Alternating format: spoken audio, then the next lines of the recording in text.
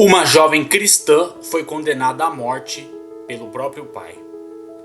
Já brigou com seus pais, pois no fundo sabia que precisava fazer algo, independente da vontade deles? No final do século III, durante um dos períodos mais duros do Império Romano, uma jovem cristã foi condenada à morte pelo próprio pai. Seu nome era Bárbara.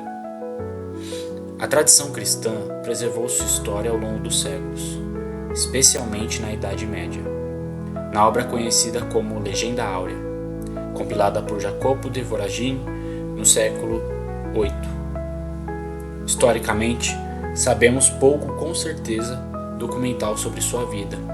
Ainda assim, sua devoção atravessou o Oriente e o Ocidente e permanece viva até hoje. Santa Bárbara tornou-se padroeira daqueles que enfrentam perigos repentinos, tempestades e morte súbita. A tradição associa sua proteção ao episódio em que, após executá-la, seu pai teria sido atingido por um raio. Mas, para entender sua história, é preciso compreender o contexto em que ela viveu. O Império Romano ainda era oficialmente pagão.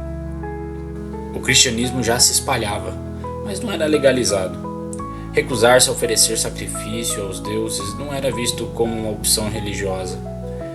Isso era entendido como deslealdade ao império. Fé e política se misturavam nos tribunais, e permanecer cristão podia significar perder tudo.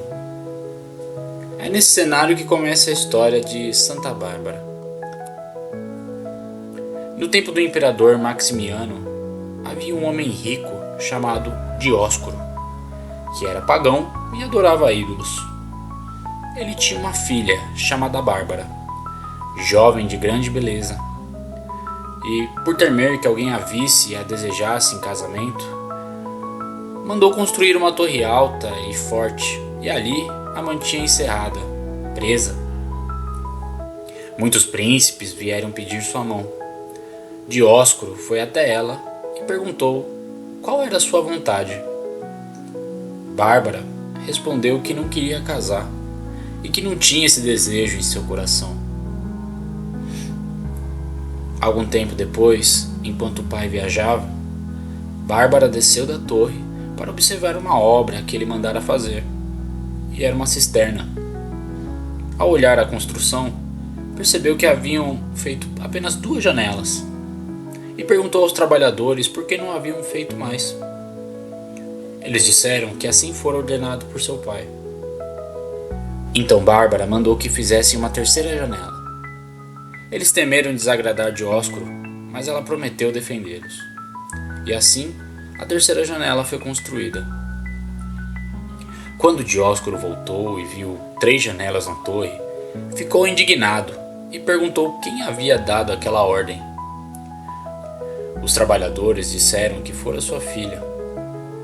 Ele a chamou e perguntou por que fizera aquilo. Bárbara respondeu que 3 janelas iluminam melhor que 2, e que aquelas 3 representavam o Pai, o Filho e o Espírito Santo, 3 pessoas e um só Deus. Tomado de fúria e cólera, Dióscoro puxou a espada para matá-la. Bárbara orou e milagrosamente foi transportada para uma montanha próxima. 2 pastores a viram. Um se recusou a revelar onde ela estava. O outro apontou o local. Este foi castigado e seu rebanho foi transformado, segundo a tradição, em gafanhotos, enquanto ele próprio foi transformado em pedra. Dióscoro encontrou sua filha, arrastou-a pelos cabelos e a trancou na prisão, preparando-a para entregá-la ao juiz. Diante do juiz, Bárbara foi instada a sacrificar aos deuses para preservar a própria vida. Ela respondeu que oferecia a si mesma a Jesus Cristo, Criador do céu e da terra, e declarou que os ídolos eram feitos por mãos humanas e nada podiam fazer. O juiz ordenou que fosse despida e açoitada com violência. Suas feridas foram esfregadas com sal. Depois, foi lançada na prisão, gravemente ferida. Durante a noite, segundo o relato, uma grande luz encheu o cárcere e Cristo lhe apareceu, encorajando-a a permanecer firme. Pela manhã, suas feridas estavam todas curadas. Quando o juiz viu que estava restaurada, atribuiu o fato aos deuses pagãos. Bárbara respondeu que quem a curara fora Cristo. O juiz ordenou novas torturas. Ela foi pendurada, espancada, queimada com tochas. Seus seios foram cortados. Mesmo assim, permaneceu firme em sua fé. Mandaram que fosse arrastada pela cidade. Ela orou pedindo que seu corpo fosse coberto e, segundo a tradição, um anjo a revestiu com uma veste branca. Por fim, foi conduzida a uma montanha para ser executada. Seu próprio pai assumiu a execução. Antes de morrer, Bárbara fez uma oração, pedindo que todo aquele que recordasse sua paixão e invocasse seu nome recebesse misericórdia. Uma voz veio do céu e respondeu que sua oração fora atendida. Ela foi decapitada. Logo depois, ao descer da montanha, Dióscoro foi atingido por um raio e morreu consumido pelo fogo. Santa Bárbara foi martirizada no dia 4 de dezembro. Seu corpo foi sepultado e, segundo a tradição, muitos milagres ocorreram por sua intercessão. Agora fica a reflexão. Quem nunca foi obrigado pela própria consciência a dizer não aos pais?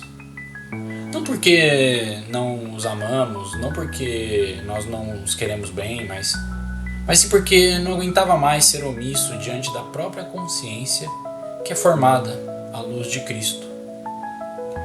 Como dito no Evangelho de Mateus, capítulo 10, versículo 34 a 36, não penseis que vim trazer paz à terra. Não vim trazer paz, mas espada, porque eu vim pôr em divisão o homem contra seu pai, a filha contra sua mãe, a nora contra sua sogra, e os inimigos do homem serão os da sua própria casa. Cristo quer que o coloquemos como prioridade em nossas vidas, como a razão número 1 de nosso viver, mesmo que isso traga divisão entre os membros de nossa família. E esse versículo não se estende só à família, mas a todos. O cristão vive para o céu e, quando vivemos para o céu, naturalmente as coisas do mundo já não são tão importantes. São boas, pois este mundo provém de Deus, mas não são prioridade e nem devem ser colocadas como nossa principal razão de viver, e jamais ocuparão o primeiro lugar. Por isso, quando vivemos nossa missão, é natural que surja a resistência. Fiquemos por aqui com o exemplo de Santa Bárbara, que, em um período de perseguição intensa aos cristãos, ela se mostrou inabalável em sua fé e devoção, a ponto de enfrentar seu pai, homens da lei e, em última instância, a própria morte. Não enfrentou porque eu não o amava, mas porque Cristo vem primeiro e ela o teve como prioridade. E agora, afinal, qual está sendo nossa prioridade nesse mundo? Santa Bárbara, rogai por nós. Que Deus abençoe a todos. Amém.